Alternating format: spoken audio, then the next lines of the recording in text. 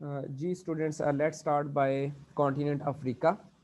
And first of all, the continent Africa is the second largest continent after Asia, because Asia is the first largest continent with respect to population and area, and the world's second largest continent is continent Africa. And now we will discuss the boundaries and the different things in the boundaries of the continent Africa. If we see in the north, there is Mediterranean. Here you can see in blue Mediterranean Sea in the north of Africa. Then the isthmus of Suez, यहाँ पर असल में आपके पास Swiss canal है Egypt के ऊपर, Asia और Africa के दरमियान। ये यहाँ पर स्विज कैनल है, तो इसके लिए एक वर्ड यूज होता है isthmus, ISTHMUS of Suez. Suez canal भी है, इस्थमस ऑफ स्विज भी है जी। इसको बड़ा रहने दें, बस यहीं पर छोड़ दें, यहाँ ठीक है। और ये जो है ये यहाँ पर है स्विज। तो इजिप्ट के साथ और एशिया के साथ ये सवाल ये भी आता है कि कनेक्ट कौन कर रहा है मेडिटेरेनियन सी को रेड सी को। ये जो नीचे है ना, ये वाइट एरिया, ये रेड सी है, ये दरमियान में स्विज कैनल आ गई, और ऊपर क्या है, वाइट एरिया, मेडिटेरेनियन सी। तो इन दोनों को सेपरेट कौन कर रहा है, स्विज कैनल। अच्छा, अब एशिया और अफ्रीका को आपस में कनेक्ट कौन कर रहा है, स्विज कैनल। तो दो रब्त बनते हैं, दो सवाल इसके इस तरीके से आते हैं। तो आपको ये पता होना चाहिए कि एशिया और अफ्रीका के दरमियान रेड सी है, और अफ्रीका और यूरोप के दरमियान मेडिटेरेनियन सी है in the north. Okay, then there is north में आप ये तीन चीजें आपने पढ़ ली। One is Mediterranean Sea, the other is Red Sea, and the Africa third is Africa और एशिया के ऑफ। दरमियान कौन सा सी बताया? जी, अफ्रीका और एशिया के दरमियान कौन सा सी है? रेड सी। ये यहाँ पर कर्सर है ना, ये वाइट, ये जो जगह कर्सर अगर आपको नजर आ रहा है, ये रेड सी है, लिखा नहीं हुआ लेकिन ये रेड सी है, ये यहाँ पर कर्सर ओके। है। ये एशिया है ना, ऊपर ये देखें सऊदी अरेबिया है ये, और ये जो येलो कलर में है इजिप्ट के ऊपर, ये स्विज कैनल है, और इसके ऊपर ये ब्लू में लिखा हुआ है मेडिटेरेनियन सी। अच्छा, इसके बाद हमारे पास है इसके ईस्ट में इंडियन ओशन, ये इंडियन ओशन है, और इसके जो वेस्ट में हमारे पास ये अटलांटिक ओशन है। अच्छा, इसके बाद जो वर्ल्ड का लार्जेस्ट जो रिवर है, रिवर नाइल, जो लॉन्गेस्ट रिवर है, वो अफ्रीका में है। रिवर नाइल जो है ये दो हिस्सों में निकलता है और बाद में कंबाइन होकर एक रिवर बन जाता है। और ये ऐसा रिवर है जो नॉर्थ की तरफ मूव करता है। अमूमन रिवर जो है ना, वो नॉर्थ से साउथ की तरफ मूव करते हैं। अगर आप पाकिस्तान के मैप को आप जहन में ले आएँ, तो आपका साउथ में कराची के साथ सी लगता है, अरेबियन सी, और ऊपर से गिलगित बल्तिस्तान से आपके रिवर स्टार्ट होते हैं और पूरे पंजाब और सिंध से गुजरते हुए नीचे समंदर में गिरते हैं। तो कहाँ से, नॉर्थ से साउथ में आ रहे हैं। लेकिन यहाँ पर अगर आप देखो तो आपका रिवर नाइल जो है वो साउथ से नॉर्थ में जा रहा है, ऊपर जा रहा है, और मेडिटेरेनियन सी में गिर रहा है। अब इसकी हम स्टार्टिंग देखते हैं कि ये स्टार्ट कहाँ से हो रहा है। Basically it starts in two parts, one is White Nile and the other is Blue Nile. तो white Victoria that is an association कि वाइट नील लेक विक्टोरिया से स्टार्ट होता है, वाइट विक्टोरिया। अच्छा, अब दूसरा ब्लू नील। ब्लू नील जो है वो लेक टाना से स्टार्ट होता है। लेक टाना कहाँ पर है, ये इथोपिया में है, ये इथोपिया आपके साथ, और ये तंजानिया। तो यहाँ से ब्लू नील निकलता है और विक्टोरिया से वाइट नील निकलता है, और दोनों चलते चलते सूडान में पहुंचते हैं। सूडान में एक प्लेस है खरतूम, खरतूम में ये दोनों मिल जाते हैं और एक रिवर नील बन जाता है, और जो ऊपर जाता है ये ऊपर जा रहा है, और ऊपर जाके ये मेडिटेरेनियन सी में गिर जाता है जी। इसके बाद एक है यहाँ पर किलीमंजारो, तंजानिया में, ये शायद माउंटेन है, माउंट किलीमंजारो तंजानिया में। इसके बाद सहारा डेजर्ट, आधा तकरीबन जो है ना ये अफ्रीका, ये डेजर्ट है, और दुनिया का सबसे बड़ा डेजर्ट जो है सहारा डेजर्ट, वो अफ्रीका में है।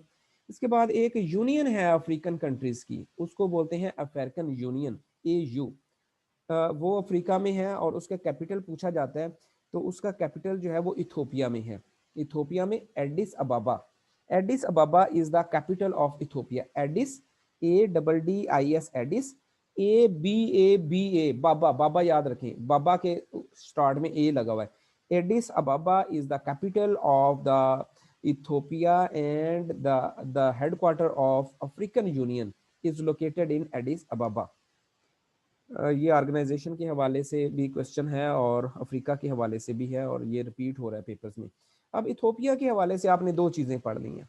नंबर एक, अफ्रीकन यूनियन का हेडक्वार्टर एडिस अबाबा में, और नंबर दो जो आपकी है लेक जो ब्लू नील है आपका, जो लेक टाना है, ये इथोपिया में है, इधर से मतलब कि ये निकल रही है। और तीसरी चीज़ इथोपिया के बारे में ये याद रख लें कि इथोपिया हार्न ऑफ अफ्रीका, उसमें ये शामिल है। 4 कंट्रीज हैं हार्न ऑफ अफ्रीका में और उनमें एक इथोपिया भी है। इथोपिया के बारे में काफ़ी सारी चीज़ें हैं। इथोपिया का कैपिटल भी पूछा जाता है एडिस अबाबा, तो इसलिए और भी चीज़ें हैं इथोपिया के बारे में, वो हम बाद में इसको सेपरेटली डिस्कस करेंगे। इसके बाद जो है नेक्स्ट मेडागास्कर।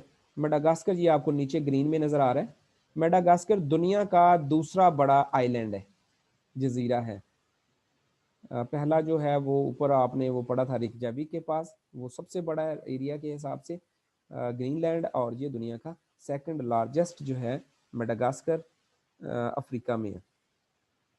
अच्छा, इसके बाद कुछ इसमें गल्फ ऑफ सिद्रा है, ये भी पीपीएससी में सवाल आता है। ये लीबिया है ना, लीबिया, लीबिया के ऊपर यहाँ पर मेडिटेरेनियन सी के साथ यहाँ पर है एक गल्फ।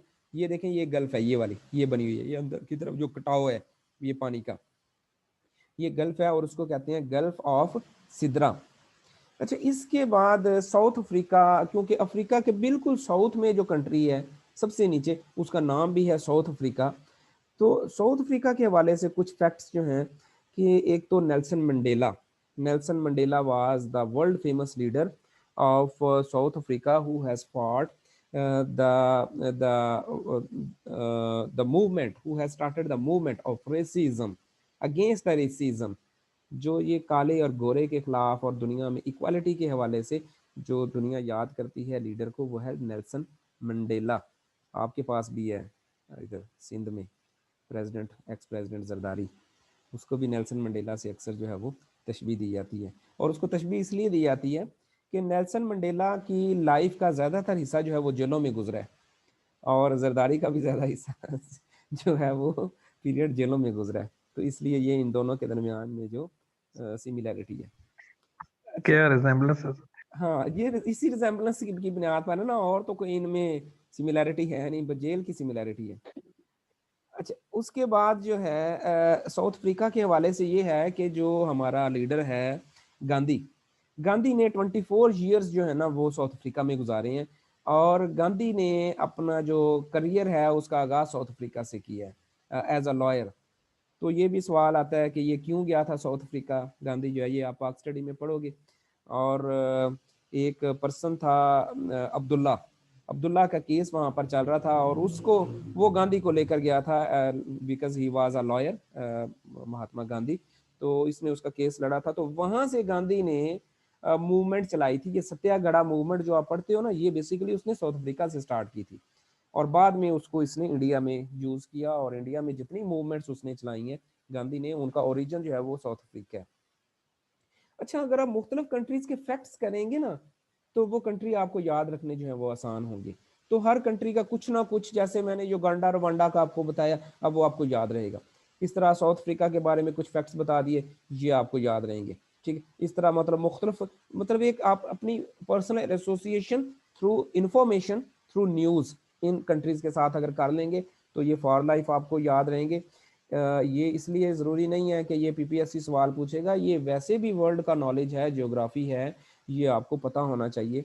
और जनरली चीज़ों को परसीव करने के लिए अगर आपको इनका पता होगा तो आप वर्ल्ड के बारे में, किसी भी जगह के बारे में बात कर सकोगे और उसकी न्यूज़ को अंडरस्टैंड कर सकोगे। जी सर जी इस वो जी जी एक मिस चीज हो गई थी कि लार्जेस्ट कंट्री बाय एरिया और largest country by population, sir ये भी कर दें डिफाइन। ठीक है, ये एरिया के हिसाब से तो शायद अल्जेरिया है ना, एरिया हाँ जी बिल्कुल। अल्जेरिया, इसी तरीके से आप जो है वो हाँ जी इसको याद रख लें, एरिया अल्जेरिया।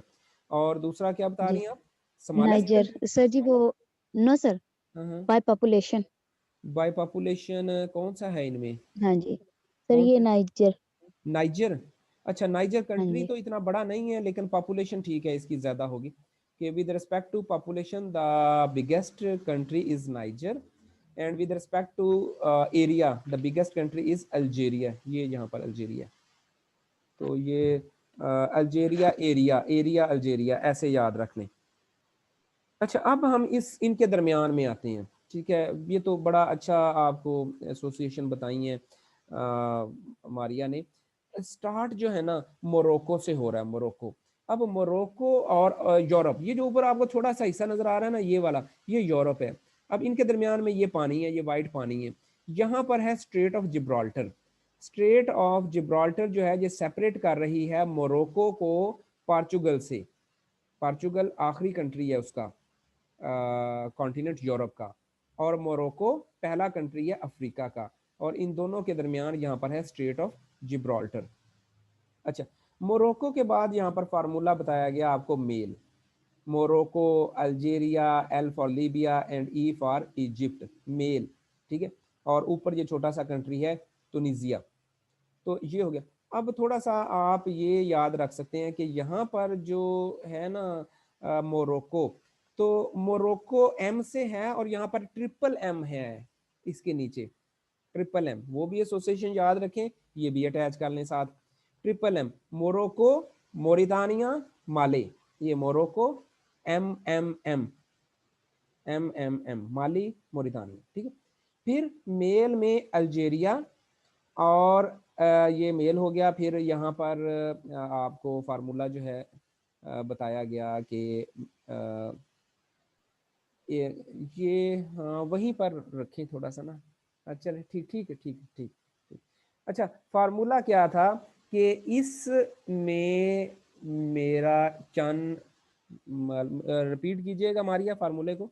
मेरा चंद, इस चंद में मेरा सहारा है सर। इस चंद में मेरा सहारा है, बिल्कुल ठीक हो गया। इस चंद में मेरा सहारा है। तो ये आपके 5-6 कंट्रीज इसमें कवर हो जाते हैं। और ये आपने याद रखना कि नाइजर और नाइजेरिया, नाइजर और नीचे नाइजेरिया, इन दोनों की एसोसिएशन बनती है। यहाँ से ट्रिपल एम की एसोसिएशन बनती है।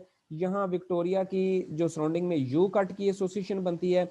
और यहाँ पर जो है जेड जेड की एसोसिएशन बनती है, जिम्बाब्वे और ज़ैम्बिया, जिम्बाब्वे और ज़ैम्बिया।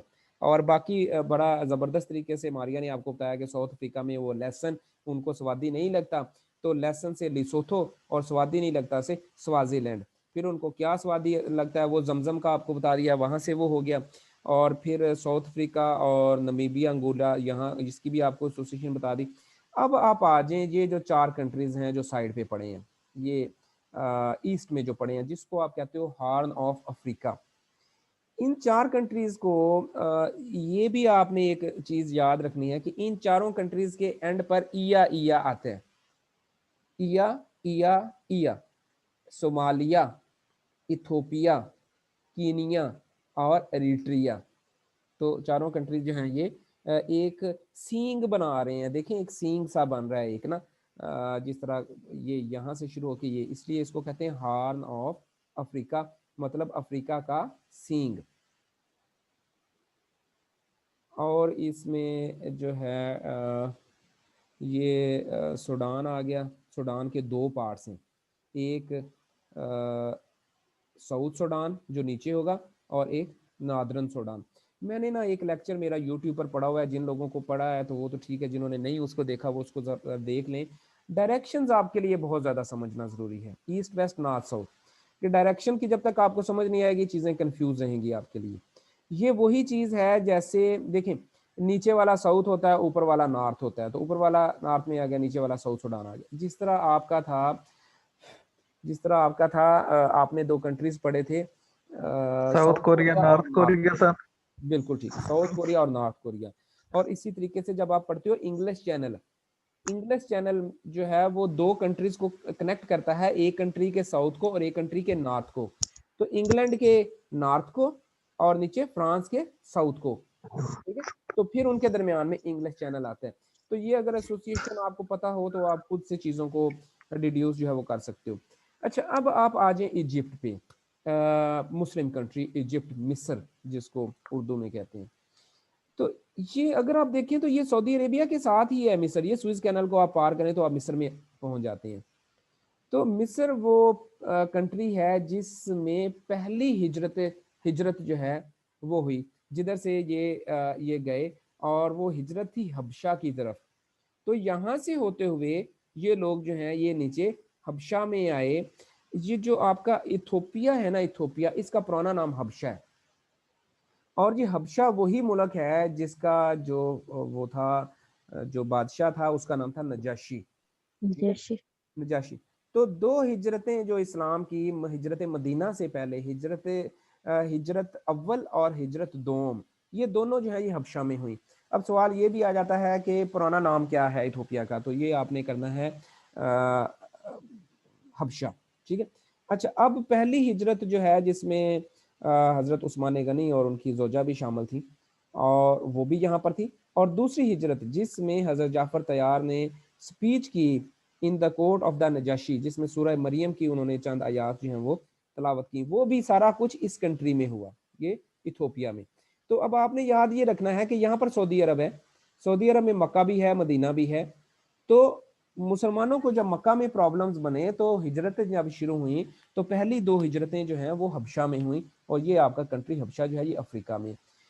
इस्लाम जो है जैसे जैसे मदीना में फैला, अभी बाकी यूरोप में इस्लाम नहीं गया, बहुत बाद में गया है, आपके अफ्रीका में इस्लाम जो है वो फैलना शुरू हो गया था। इसीलिए आज अफ्रीका के ज़्यादातर जो कंट्रीज़ हैं वो इस्लामिक कंट्रीज़ हैं, और अफ्रीका जो है वो उसको मुस्लिम कहा जाता है, एक किस्म का, कि ये मुस्लिम कॉन्टिनेंट है। अच्छा, अब एक चीज़ आपने ज़हन में रखनी है कि अफ्रीका में रहने वाले लोग ज़्यादातर काले हैं, हबशी हैं ये लोग।